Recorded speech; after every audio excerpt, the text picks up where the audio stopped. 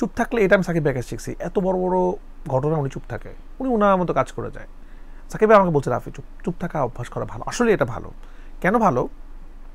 সমালোচনাকারীরা অনেক সময় সমালোচনা এই কারণে করে যে আমার এটা নিয়ে অন্য কথা বলবে, তো চাপ আমি অনুভব করি না বা চ্যালেঞ্জ অনুভব করি, কারণ এই ছবিটা আমার জন্য চ্যালেঞ্জ। আমি যেই জিনিস কল্পনা করেছি এটা বাংলাদেশে আগে হয় নাই, আমি নিজেও আগে কখনো এই এক্সপেরিমেন্টটা করি নাই, সাকিব ভাইও খুব একটা এই ধরনের এই গল্পে বা এই ধরনের অ্যাকশনই করে নেই।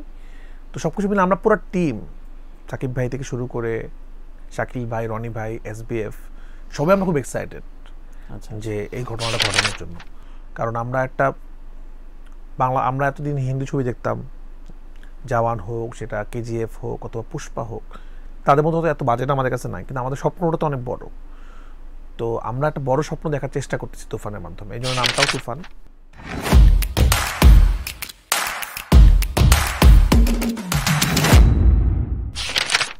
আমি এটা আমার প্রেস কনফারেন্সে সুন্দর করে আমি এটার উত্তরটা দিয়েছিলাম, যে না আপনার চোখে পড়েছে কিনা, যে সিনেমার ফ্যানরা হলো যে নিষ্পাপ, কারণ তারা ফ্যান, তারা ভালোবাসে, তার কোনো স্বার্থ নাই, ব্যক্তিগত শত্রুতা নেই। তারা যখন দেখেছিল আসলে ওই ছবিটা হয় নাই, তারা তো ভিতরের গল্প অনেক সময় জানে না। আমি আবার সুরঙ্গ শুরু করলাম, সব কিছু মিলে তাদের মধ্যে একটা আবার ক্ল্যাশ লেগে গেল, তাদের মধ্যে কষ্ট ছিল। আমি যখন প্রেমিক ঘোষণা দিয়েছিলাম তারা কিন্তু খুশি হয়েছে, এবার আমি যখন তুফান ঘোষণা দিয়েছি তারা খুব পছন্দ করেছে। তো আমি কথাটা বলেছি সেখানেও যে ফ্যানরা নিষ্পাপ, ফ্যানরা কখনো খুশি হবে, কখনো অভিমান করবে, কখনো রাগ করবে, কখনো গালি দিবে, কারণ তারা ফ্যান, তাদের আসলে কোনো দোষ নাই। দর্শকরা মানে আমার কাছে, আমি তো বুঝি প্রথম বললাম ফ্যানরা নিষ্পাপ, ফ্যানদেরকে আমরা বলতে পারবো না যে আপনারা এটা করেন। ফ্যানদের তো অভিমান থাকবেই, হাসি থাকবে, খুশি থাকবে, তাদের একটা চাওয়া থাকবে, সারা পৃথিবীতেই আছে আসলে। আর আমি ওই দিন খুব সুন্দর বলছি, সিনেমাতে আসলে একটা ওই সময় একটা কম্পিটিশন ছিল, একটা এনজয় ছিল। দুটো ছবি কিন্তু ভালো চলেছে, দুটো ছবির জন্যই ভালো হয়েছে, তো ভালো। বাট এরপরে যে একটা সুন্দর জিনিস আসতেছে, তো এটাই তো আজকে সুরঙ্গ সাকসেসফুল না হলে হয়তো আমি তুফান মতো এরকম বড় বাজারে ছবি করতে পারতাম না, তো দরকার ছিল। সুরঙ্গ সময় আপনি যদি খেয়াল করে, আমি আপনার শোতে আসছি, জি, আমি কিন্তু সাকিব ভাইয়ের নামে কোনো বদনাম করিনি। আমি কিন্তু বরাবরই বলছি সাকিব ভাই আমাকে খুব আদর করে, এখনও খুব আদর করে, ছোটো ভাইয়ের মতো আদর করে, ভালোবাসে। সাকিব ভাইও কিন্তু কখনো বলে নাই সুরঙ্গ সম্বন্ধে কোনো কথা। আমিও কিন্তু প্রিয় ফিমেল আসার সাথে আমার খুব ভালো সম্পর্ক। ফ্যানরা যুদ্ধ করছে আসলে। অ্যাটলি যখন শাহরুখ খানের সাথে কাজ করে, অ্যাটলি তো একটু হলেও স্বাচ্ছন্দ্য বোধ থাকে যে শাহরুখ খান আছে আমার সাথে, রাইট? এটা আমি শুনতে যাচ্ছি। এটা তো আমি অবশ্যই, আমার সাথে সাকিব খান আছে, সুপারস্টার আছে, একটা তো অনেক বড় প্লাস পয়েন্ট যে একসাথে অনেক মানুষ দেখবে আমার ছবি। কিন্তু এর থেকে বড় ব্যাপার যে তাদেরকে খুশি করাটা খুব ইম্পর্টেন্ট। তারা তো অনেক বেশি এক্সপেকটেশন নিয়ে বসে আছে, একটা পোস্টারে কিন্তু তারা খুব খুশি যে ধামাকা কিছু একটা হবে।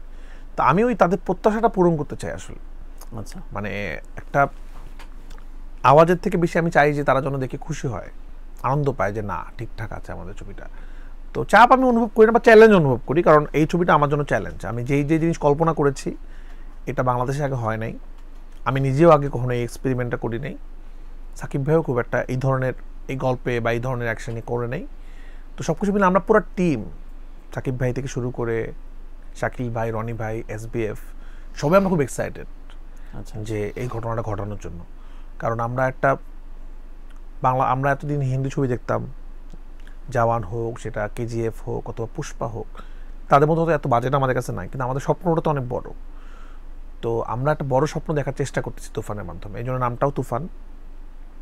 আমরা সবাই মিলে চেষ্টা করবো দর্শকদেরকে এমন একটা ছবি উপহার দেওয়ার জন্য, যেটা আসলে বাংলাদেশে সিনেমা দেখে যখন আমার সুরঙ্গ দেখে কিন্তু আপনারা বলেছেন সবাই যে এটা যদি আসলে হলিউডেও বানানো হতো এরকমই হতো, আসলে মানে সুরঙ্গ সাইজটা এমনই হতো, মানে এরকমই অভিনয় হতো, কোনোভাবে ছোট মনে হয় না এই ছবিটাতে, যেখানে যেটা দরকার সেটা করেছি। তো আমরা কেন জানি অ্যাকশনের দিকে আমার মনে হয় একটু পিছানো আমরা এখন, অ্যাকশনের দিকে। এটা আমাদের অনেক কিছু নাই আমাদের দেশে অ্যাকশন এলিমেন্ট, বাট আমার কাছে মনে হচ্ছে যে আজকে যখন আমরা জওয়ান দেখে ওয়াও বলতেছি, পুষ্পা, KGF, সেরকম কিছু একটা বানাতে চাই। আমি জানি না আমি কতটুকু পারবো, আপনারা সবাই আমার জন্য দোয়া করবেন যেন আমরা পারি অ্যাচিভ করতে। আমি আমার সাধ্যমতো চেষ্টা করব যে একটা এমন ছবি বানাতে যেটা কিনা আসলে বাংলাদেশের একটা মাইল ফলক হয়ে থাকে অ্যাকশন সিনেমা বা একটা। একমত না, এই যুগে এটা সম্ভব। এই যুগে যদি কেউ এটা করে লক্ষ লক্ষ পোস্ট হবে, সাকিব খানের লক্ষ লক্ষ ফ্যান, এখন আমার ফেসবুকে আমার অনেক ফ্যান ফলো, একজন মানুষ যদি কপি করে লক্ষ লক্ষ পোস্ট হবে, এটা নিয়ে লক্ষ লক্ষ পোস্ট হবে। তো যখন আমি বললাম না, যখনই ভালো কাজ হবে তখনই কেউ না কেউ তো একটা কথা বলবে। এখন আমি এটা নিয়ে কেন কথা বলতে চাই না তামিম ভাই, আমি এটা আগেও বেশি বলি নাই, এখন আরও বেশি বন্ধ করে দেবো, কারণ এখন আমি আরো বড় একজন মানুষের সাথে কাজ করছি সাকিব খানকে নিয়ে। সাকিব ভাইয়ের কাছে আমি জীবনে অনেক কিছু শিখছি, এটা একটা শিক্ষা, চুপ থাকাটা। আমি আগে অনেক বেশি কথা বলতাম, চুপ থাকলে এটা আমি সাকিব ভাইয়ের কাছে শিখছি। এত বড় বড় ঘটনা উনি চুপ থাকে, উনি ওনার মতো কাজ করে যায়। সাকিব ভাই আমাকে বলছে রাফি চুপ থাকা অভ্যাস করা ভালো। আসলে এটা ভালো। কেন ভালো?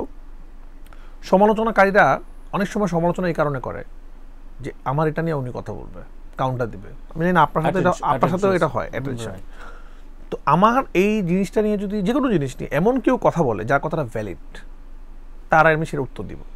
যে আসলে এই জন্য আসলে কথাটা বলছে যেন আমি তার নিউজে অথবা তার ইয়েতে অ্যাটেনশন দিই, তখন আমি সেটা নিয়ে উত্তর দিব না। কারণ তখন আমি যখন উত্তর দেওয়া শুরু করবো, সে আসলে কালকে আরেকটা জিনিস নিয়ে কথা, তাকে বলবো তুফান নামের তো সিনেমা আছে, এটা নকল, তো এটা চলবেই। এখন আমি ওটা বললাম না, 1 কোটি মানুষ যখন একটা জিনিস নিয়ে কথা বলে, সের মধ্যে 10 জন মানুষের কথা নিয়ে আমি তো কথা বলতে পারি না, তাহলে তো ওই বাকি যে লক্ষ লক্ষ মানুষ তাদেরকে ছোট করা হয়। বাট এরপরে আমরা যেটা ভাবতেছি অনেক বড় কিছু ভাবছি, বিশ্বাস করেন। আমরা এর থেকে বড় স্বপ্ন, আমরা তো অলরেডি স্বপ্ন দেখা শুরু করেছি। আলফাই, চরকি, এসবিএফ স্বপ্ন দেখা শুরু করেছে, তারা এমনি স্বপ্নবাজ আমাদের মতো।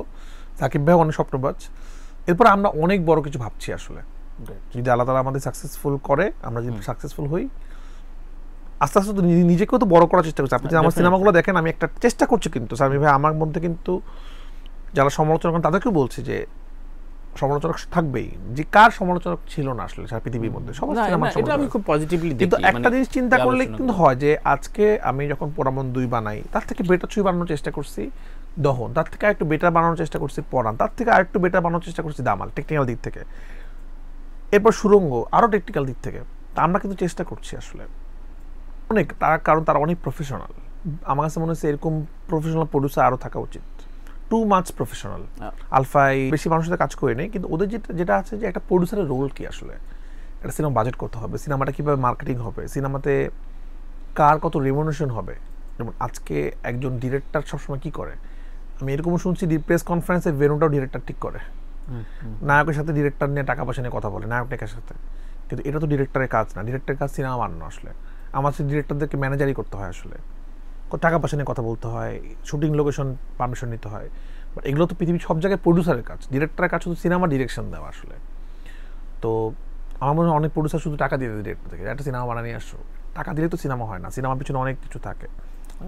এই যে সিনেমার রাইট, সিনেমার গল্পের জন্য কী হবে, এই যে আমার সিনেমার অনেকগুলো দেশে শুটিং আছে আমার তুফানের, সেগুলো কীভাবে হবে, কোথায় হবে, আমার স্বপ্নগুলো বাস্তবায়ন করার জন্য যতটুকু কমফোর্ট দেওয়া যায়, প্রত্যেকটা জিনিস আছে আসলে।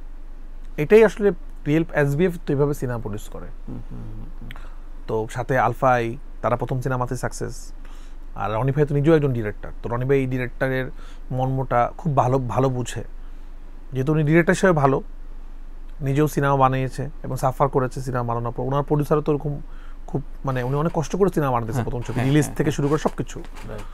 তো সেই অর্থে শাকিল ভাই, আমি মানে একদম এটাকে জানি কি বলে, সোনায় সোহাগা, মানে সুপারস্টার, এসবিএফ, আলফাই, চরকি, আর কি লাগে সবই আমার সাথে।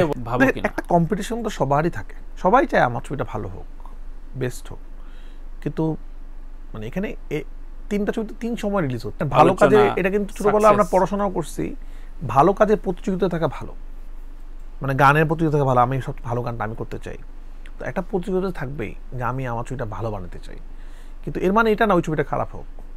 আচ্ছা, কারণ আমি জানি আমার যেরকম তুফান স্বপ্নের ছবি, হিমেল আশরাফের অনেক স্বপ্নের ছবি, রাজকুমার, অনন্য মামুনের অনেক স্বপ্নের ছবি, হয়তো দরদ। তো সবার স্বপ্ন সবার কাছে অনেক বড় আসলে। তাই এবং সবগুলার ছবি একজনই নায়ক, এবং এই 3টা ছবি যদি ওয়ার্ক করে, এটা ইন্ডাস্ট্রির জন্য কিন্তু অনেক ভালো হবে। আমি এই রায়হান রাফি শুধু ভালো থাকলে, শুধু ভালো টাকা কামালে, বেশি রেমুনেশন নিলে ইন্ডাস্ট্রি ভালো হবে না কখনো। আজকে আমার একজন হিমেল আশরাফের মতো ডিরেক্টর লাগবে, আমার মামুন ভাইয়ের মতো ডিরেক্টর লাগবে, আমার সব ধরনের ডিরেক্টর লাগবে, তাহলে ইন্ডাস্ট্রির জন্য ভালো। তো আমার মনে হয় শুধু এটা না, আরও যে ছবিগুলো আসতেছে, আমাদের 2024 সালটা তো খুব ভালো সময় মনে হচ্ছে সবার জন্য। কয়েকটা ছবি যদি ব্যাক টু ব্যাক ওয়ার্ক করে যায়, এটা কিন্তু ইন্ডাস্ট্রির জন্য অনেক ভালো, আমাদের ইন্ডাস্ট্রি বুম করবে আসলে।